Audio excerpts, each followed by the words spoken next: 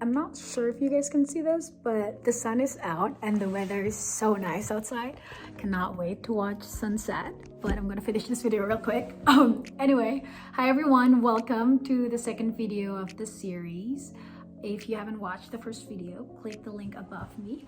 But if you have, stay tuned here as I'm gonna talk about my academic journey here at DIS Copenhagen as a full year student. So whenever I'm talking about my academic journey here is quite different than other DIS students because I am taking courses that is part of a curriculum of my individual major. I am including various fields of study from economic, urban planning, architecture and design, socioeconomics, environmental studies, so it's really interdisciplinary. So studying in Copenhagen really makes sense because Denmark's known as one of the most livable city, have a great public transportations and mobility system. I think that's just an important distinction. But I'm sure that there are some of the things could be relevant to other students, current students, or prospective students.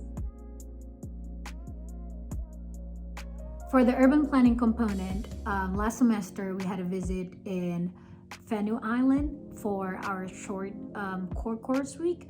And we really see the clash between nature and Danish culture and Danish history tracing back to the old days. It's really cool. We had a tour of the city, visit the Wadden Sea, which is the largest tidal flat system in the world, to see the seal and learn about the protected UNESCO heritage site. We also had a stop at a local farm where their practice really represent a circular economy. We also had a visit to Esbjerg Port, which is Europe's leading port for shipping offshore wind turbines. So we got a bus tour of the facility and was able to see many compartments that build a wind turbine. It's really cool. On the long study tour with my sustainable development core course last semester, I was in Sevilla, and I would say this is my best trip so far with DIS. Aside from the great company from the people and my professor, Carlos, who we love so much, it was a very well-planned trip. We learned about various things from the new bi-directional biking lanes project in Sevilla.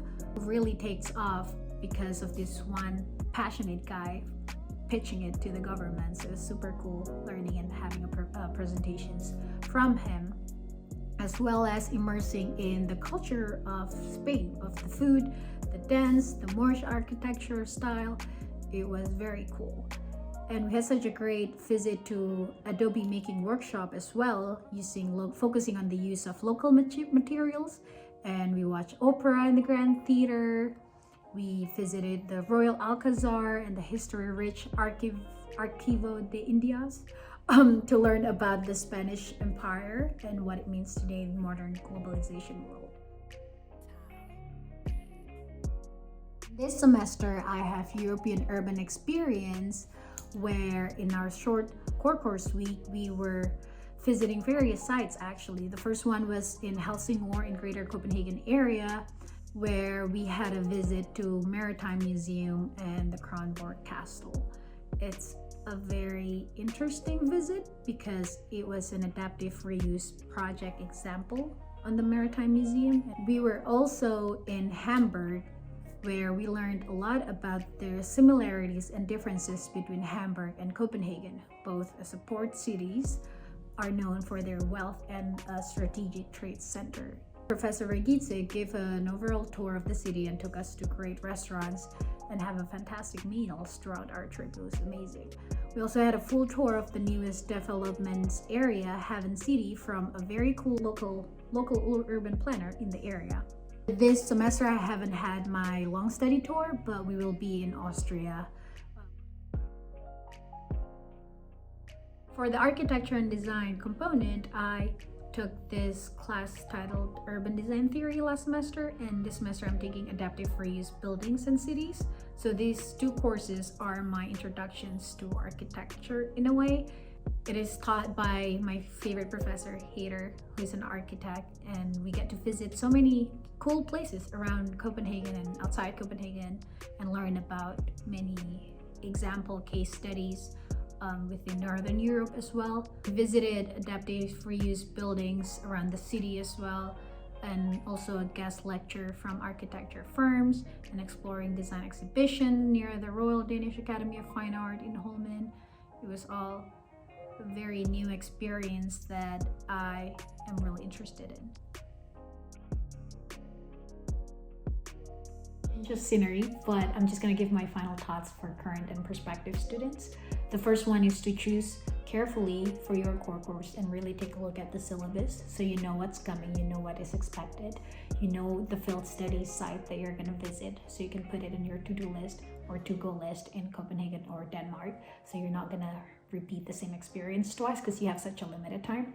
And also, if you, let's say the first week pass and you don't feel like this course is serving you, I would recommend to change it immediately. Maybe it works for most elective courses, but for core courses it might be a little bit difficult, but change it immediately if you're not a fan of it, because the academic experience really depends on the courses that you're taking. And I would highly suggest that you take courses that you find it interesting. The next advice I'm about to give you is related to your commitment to these classes you're taking. I get it, studying abroad means traveling, exploring Europe, meeting new people. Yes, those are all great, but I personally believe that there's still value that you could get from engaging actively in class, taking notes, really asking questions, and be present in these classes and the travel weeks and the field studies. I personally have had a very positive experience by taking an extra effort to really connect with the people in my class, with the professor. I've talked to various people from multiple architecture firms that are so cool, and I get to ask about their journey and learning about what they did when they were in my age. So it was all very inspirational. It's a matter of like really taking into this academic journey seriously. And I think the last advice that I would give is that this is the place to find your connections, to find your friendships, to expand your network. So really take advantage of that. Your professor, your core course instructor especially, they're most likely to have tons of life and work experiences that you could learn from. So be brave in asking questions.